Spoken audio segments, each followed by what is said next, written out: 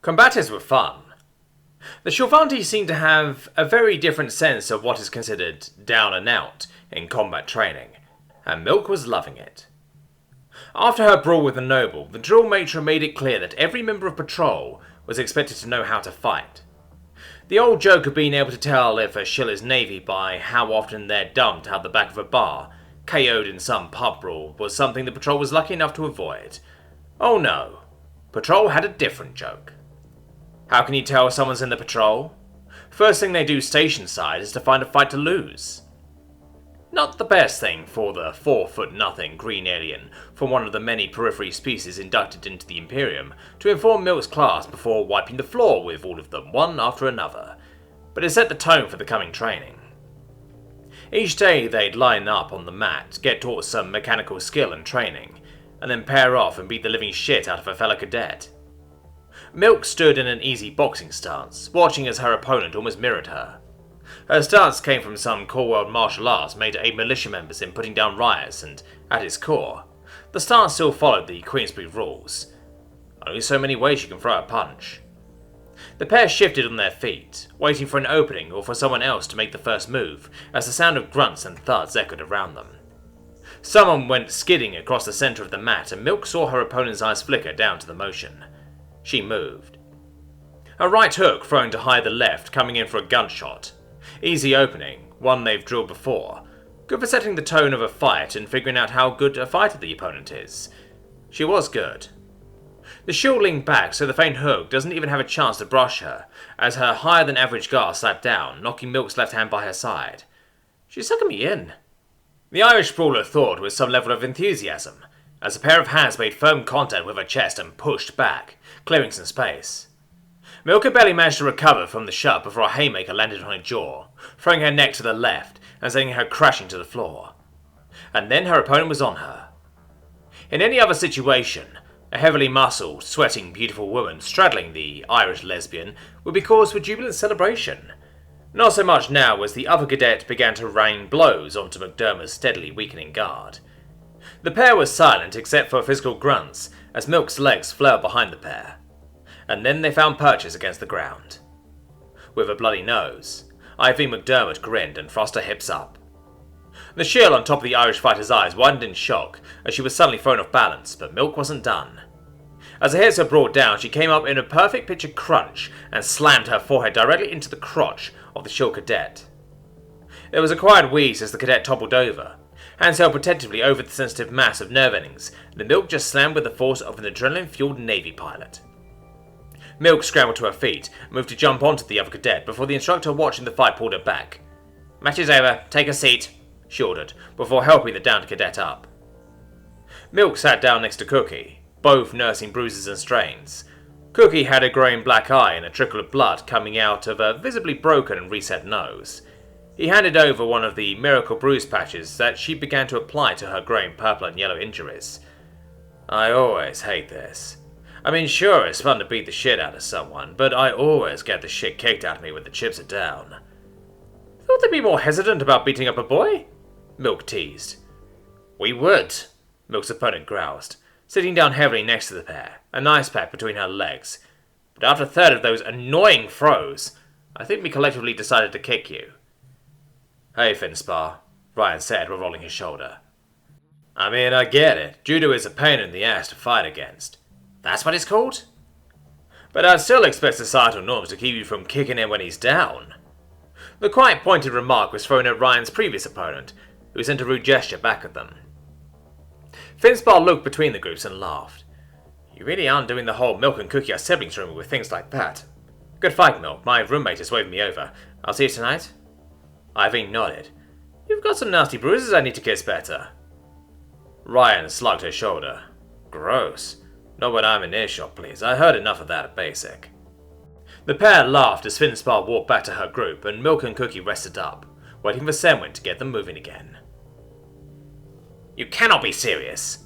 First sending them out on the ground flight is dangerous enough, but then forcing them down and sending interior forces after them, all for training exercise?" Senior drill matron Senwin was not having a good day. Indeed, she hadn't been having a good month. Ever since that brawl, the amount of shit wafting into her office had increased dramatically. Just this morning, 6 different requests for inspections and parades by various noble families have been submitted and rejected on the grounds that this is a training facility given command by the Empress's own word. We do not give parades to any random noble family who asks. And then there was this little reek shit who she legally couldn't draw her sidearm on. Commandant Leiku Vanshira of the Empress's own Legion of the Interior.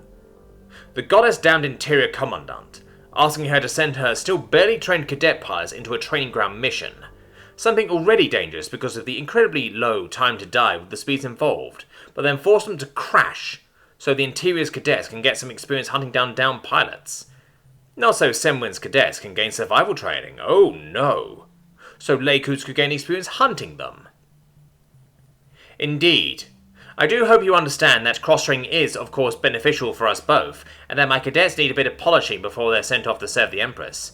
I'm sure you can spare some of your cadets to help our old and prestigious service, can't you?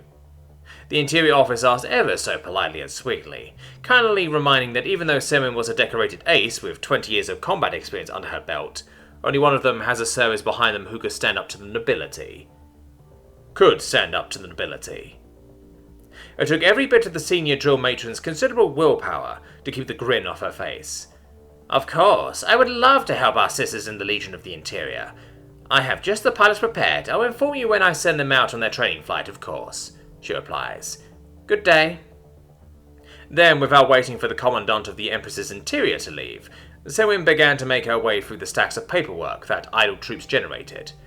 The sound of a distasteful scoff, the click of non-regulation high heels, and a slamming door indicated that the uptight cunt had left the room. Semwin then pulled up a file she hadn't looked at in a while.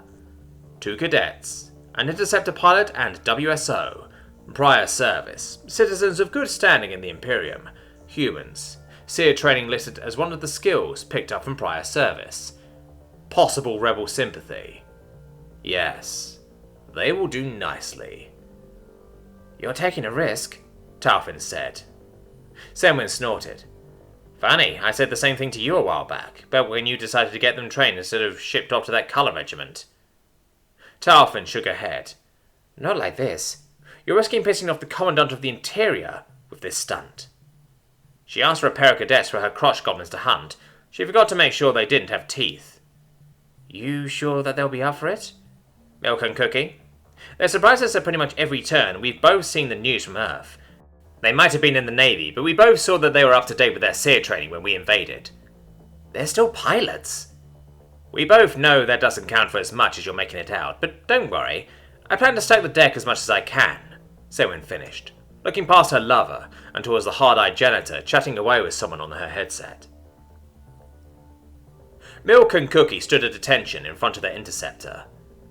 Unit 773, run-off free, Cookie and Milk.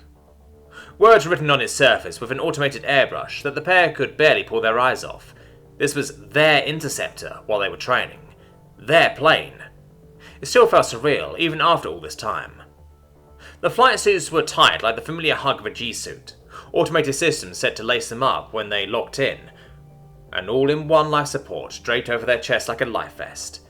Helmets tucked onto their armpits, the oxygen tube clipped to their belt from the slim tank on their backs. They snapped to attention, heels slamming together and a hand folded over their heart, as their drill instructors walked in, Semwin and Taufin walking together, neither looking happy. Cadets, as you have been informed, you have been selected for specialty training. A small hologram appeared before the pair of pairs, indicating what looked like a convoy of trucks. You will be given training missions and a flight path. Your mission is to intercept and destroy this convoy. This is your first ground flight, so we expect you to take no chances. Taufin walked over to the side and picked up a small box. As this is a training mission on ground, you'll be expected to carry a SEER kit, along with sidearms. Please do not lose them. The Army's training weapons are being inspected, so all we have for this mission are live sidearms. Taufin opened up the box to reveal the sidearms and a handful of charge packs, which the cadet pilots quickly and professionally checked over and holstered the weapons on their hips before stowing the ammo on their person. Then they picked up the prepared SEER kit, quickly inspecting it to make sure it had all the parts necessary. The pair then snapped a salute, waiting to be allowed to speak. Selman and Taufin both looked at the human pair and nodded approvingly. You may depart. Get into open skies and flight instructions will be relayed. Good luck, pilots. The pilot snapped off a salute before climbing into the cockpit of the interceptor. Sleek metal vibrating with the silent hum of machinery held him waiting, the slight click of magnetic and mechanical locks disengaging to let the cockpit swing open. Milk and Cookie climbed into their interceptor for their first ground mission. Right, Ryan began. Pre-flight, ready. There was a pause and some shuffling papers, as Milk flipped from combat pre-flight to training pre-flight in the backseat. Ready. Pilot calls, WSO checks. Pilot calls, WSO checks, confirmed, reactor power. Milk flicked a switch and listens as the low hum turns over to an eager growl. Reactors off standby, reactors ready for combat. Static lines. Clear and dumped, all gauges nominal. All gauges nominal, check. Radios. Radios check. Trainers, do you read?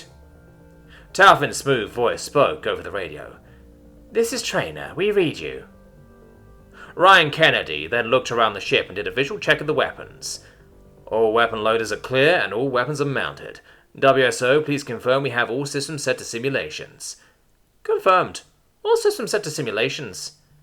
Confirmed, he replied, sighing. Right, let's get it in the air. I swear, Milk muttered. Best part about patrol is that pre-flight is so damn short. I know what you mean. Flip the switch and half of the pre-flight is automatically done for us, especially training pre-flight, where we don't need to worry about, well, actual combat. Milk snorted as the interceptor lifted off the loading/fueling pad and slowly moved out of the hangar. Remember when we used to sing about the Strike Eagle being a plane that flew herself with a pair of couch potatoes along for the ride? Strike Eagle, thou call me by name, Ryan sang back, pushing the throttle forward and flying out over the forested planet below. They say it's the humans. They send the humans up as our prey? That's what the Commandant says. You know what this means? What Orlon told us to do? Don't say the name. You'll never know who might be listening, but yeah. Make it look like an accident. Anyway, smoke break's over. We got a gunship to catch. Don't want to get left behind again. A janitor, spewing trash, narrowed her eyes.